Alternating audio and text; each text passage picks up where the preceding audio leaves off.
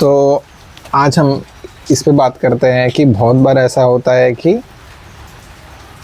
At the end father या mother we are individual, हमारी अपनी एक सोच होती है, अपना एक तरीका होता है बच्चों को बड़ा करने का, पालने पोसने का। तो बहुत बार ऐसा होता है कि कोई एक ही चीज़ है, जैसे खाना खिलाना है। तो चलो आज हम ये बात करते हैं कि खाना खिलाते समय कोई ऐसी चीज़ जो आपने सही मानी हो पर मेरे हिसाब से वो गलत हो या उसको और अच्छे से किया जाता हो, तो उस पर बात करेंगे। तो मुझे ही बताने दो, मैं ही एग्जांपल लेता हूँ कि जब आप रिता जिया को कभी कभी जब वो खाना कम खाती थी या उसको पसंद का खाना नहीं बनता था तो आप उसको ज़बरदस्ती खिलाते थे, जो मेरे हिसाब से गलत था और अपनी बात हुई थी। तो उस पर आप क्या कहना चाहेंगे, उसका आपका क्या व्यू पॉइंट है? ठीक है। तो मेरे ख्याल से फोर्स फीडिंग के ऊपर काफ़ी डिस्कशंस हुए हैं हमारे, और उसके बाद कुछ मैंने भी अपनी ओर से बदलाव किए हैं। तो शुरू में ऐसा था कि जब मैं उसको खाना खिलाती थी तो हार्डली 1-2 बाइट में ही उसका रेजिस्टेंस शुरू हो जाता था, या फिर वो टेस्ट करने से ही मना कर देती थी। पर एज अ पेरेंट हमें तो हमारे बच्चों का अच्छा या बुरा सोचना है, और हम ऐसा सोचते हैं कि हम जो शायद हमारी नॉलेज के हिसाब से कर रहे हैं वो ठीक है। तो और कई बार हमारे अपने अनुभव भी उसके अंदर कहीं ना कहीं रिफ्लेक्ट करते हैं। जैसे कि अनुभव, जैसे कि मैं बचपन में पतली थी, तो मुझे ऐसा ये डर था कि अगर वो कम खाएगी या प्रॉपरली नरिश नहीं होगी तो कहीं उसे भी वो सब फेस ना करना पड़े जो मैंने फेस किया था, कि कितनी पतली है, तुम्हारी माँ कुछ खिलाती नहीं है।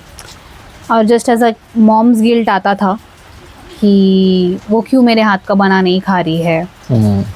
तो उस वजह से मैं कई बार उसको, स्टार्ट तो ऐसे ही होती थी कि उसको थोड़ा डिस्ट्रैक्ट करके ऐसे खिलाऊं, पर जब एक पॉइंट के बाद वो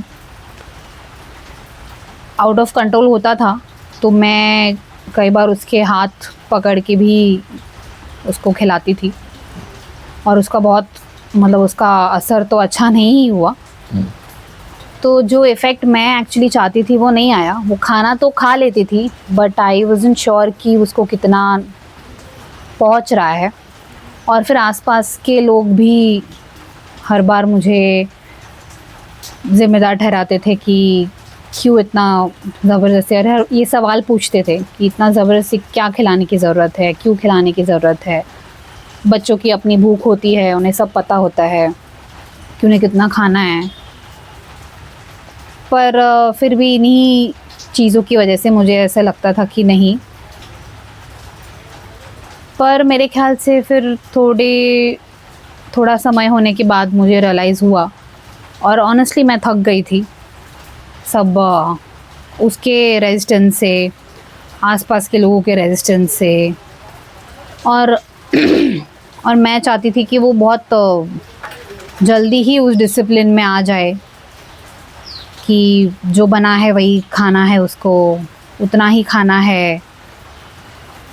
पर मेरे ख्याल से एक पॉइंट के बाद थोड़ा मैंने भी उसके ऊपर रिसर्च करना शुरू किया, कुछ पीडियाट्रिशियन वगैरह के वीडियोस देखे, कुछ हेल्थ एक्सपर्ट और न्यूट्रिशन को भी थोड़ा सुना उसके बाद, और कुछ अपना भी मैंने लेट गो किया कि अब बस बहुत हो गया, कि अब मैं और नहीं उसको ज़बरदस्ती, क्योंकि मुझे भी कहीं ना कहीं बुरा लगता था जब वो इस तरह से रोती थी। तो आवाज़ दब जाती थी कहीं ना कहीं बाकी सब चीज़ों से।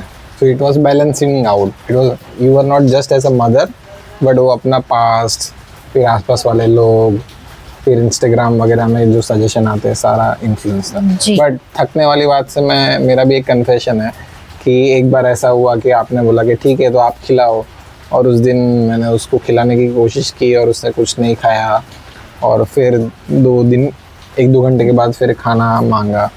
तो मुझे भी लगा, उस दिन मुझे भी रियलाइज़ हुआ कि फोर्स फीडिंग तो गलत है, पर जब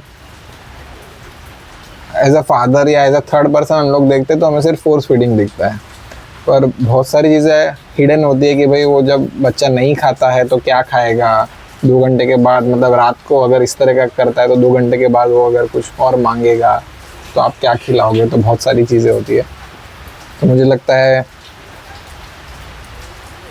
ये जर्नी है, मुझे लगता है। जी, और ये जर्नी में से मैंने फोर्स हटा दिया, यानी अब मैं उसको फोर्स नहीं करती हूँ, पर मैंने एक चीज़ कंसिस्टेंट रखी, वो थी उसको खाना ऑफर करते रहना, उसको अच्छे से पूछते रहना कि बेटा खाना है, पक्का आपका पेट भर गया, थोड़ी देर बाद भूख लगेगी तो। और एक कुछ सॉलिड बाउंड्रीज बनाई, उसको ये समझ में रखा कि अगर थोड़ी देर के बाद भी मांगा तो खाना तो यही मिलेगा। तो इस तरीके से कुछ अपनी ओर से भी एफ़र्ट किए और अच्छे तरीके से उसको समझाया। तो मेरे ख्याल से दैट इज़ हाउ इस प्रॉब्लम के साथ डील किया जा सकता है कि खुद का गिल्ट भी कम हो और बच्चा भी खुशी से प्यार से खा ले, पर उसको ये भी डिसिप्लिन समझ में आना चाहिए कि जो खाना बना है सबके लिए और जो समय पे सब लोग एज अ फैमिली हम एक निर्धारित समय पे खाना खा रहे हैं, एक फैमिली का डिसिप्लिन भी टूटना नहीं चाहिए। तो और उसे ये भी एक रूटीन भी बने, ये समझाने के लिए कई बार हमने, मुझे लगता है ये I disagree on some of the point which you concluded, but let's continue the संवाद। और आज से हम लोग यही इंस्पिरेशन या एक जर्नी लेंगे कि भाई बच्चे की परवरिश में जो डिफरेंस ऑफ ओपिनियन आते हैं वो नेचुरल है, और जो दिखता है उसके बियॉन्ड भी बहुत सारे पर्सपेक्टिव होते हैं, बहुत सारे एंगल होते हैं, और शायद वो संवाद करने के बाद ही निकलते हैं और उसको और अच्छी तरह से सॉल्व किया जाता है। और अगली बार हम लोग बाउंड्रीज पे बात करेंगे। धन्यवाद।